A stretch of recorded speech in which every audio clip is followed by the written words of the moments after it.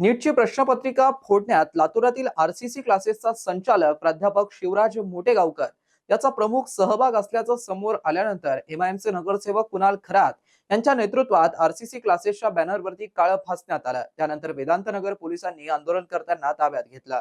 नीटची प्रश्नपत्रिका फोडण्यात लातूरमधील आरसीसी क्लासेसचा संचालक प्राध्यापक शिवराज मोटेगावकर याचा प्रमुख सहभाग असल्याचं समोर आलं असून नीट परीक्षेच्या 10 दिवस आधीच मोटेगावकरकडे प्रश्नपत्रिका होत्या। त्याच्या हस्तलिखित प्रती विद्यार्थी व इतरांना पुरवल्याचा ठपका सीबीआयने ठेवलाय।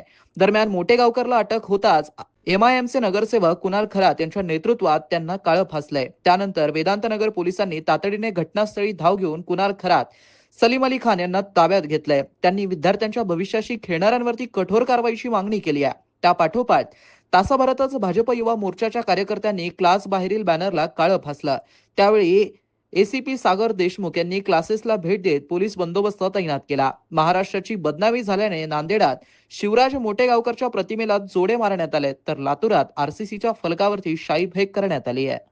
गैरप्रकार घोटाळा या ठिकाणी झालेला आहे। यामध्ये लाखो विद्यार्थ्यांच्या भविष्याचे खेळण्याचं काम या एनटीएने केलेलं आहे।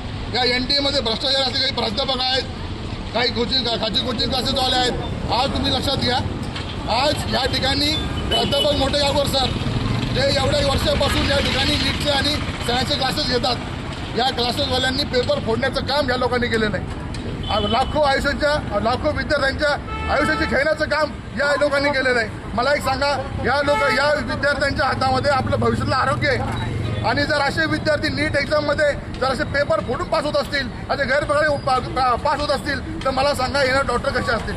म्हणून आज आम्ही या ठिकाणी एमआयएम विद्यार्थी आघाडीच्या वतीनं याला काळं फासण्याचं काम या क्लासेसला आम्ही केलेलं आहे। काळं फासणे यांना खरं पाहिजे, यांना फटके दिलं पाहिजे चांगले यांना पकडून। अशा क्लासेसवाल्यांना जे लोक विद्यार्थ्यांशी खेळतात, लोकांच्या भावनेशी खेळतात, लोकांच्या अभ्यास। आज मला सांगा, नीटचा अभ्यास करणारा विद्यार्थी 2-2, 3-3 वर्ष अभ्यास करतो आणि त्याच्यानंतर तो नीटची एक्झाम देतो। मला सांगा, त्या विद्यार्थ्याच्या मनावर काय होत असेल, त्याची मानसिक स्थिती काय होत असेल, त्यांच्या कुटुंबाची स्थिती काय होत असेल। म्हणून माझी सर्वांना विनंती, या ठिकाणी आपण सुद्धा या ठिकाणी असा विरोध या ठिकाणी एमआयएम विद्यार्थी आघाडीचा आम्ही केलेला आहे। आपण शहरामध्ये, पूर्ण महाराष्ट्रामध्ये असा विरोध या ठिकाणी झाला पाहिजे, की जेणेकरून कोणताही माणूस, कोणताही असं क्लासेस, कोणताही व्यक्ती, कोणताही प्राध्यापक अशा विद्यार्थ्यांच्या भावनेशी खेळणार नाही आणि त्याचं नुकसान करणार नाही। म्हणून आम्ही आज या ठिकाणी एमआयएम विद्यार्थी आघाडीतर्फे काळा फासण्याचं काम या ठिकाणी केलेलं आहे। मित्रांनो, ही बातमी तुम्हाला कशी वाटली आमच्या कमेंट बॉक्समध्ये प्रतिक्रियेच्या स्वरूपात नोंदवायला विसरू नका। अशाच बातम्या बघण्यासाठी आणि अपडेट राहण्यासाठी आमच्या YouTube चॅनलला सबस्क्राईब करायला विसरू नका। धन्यवाद।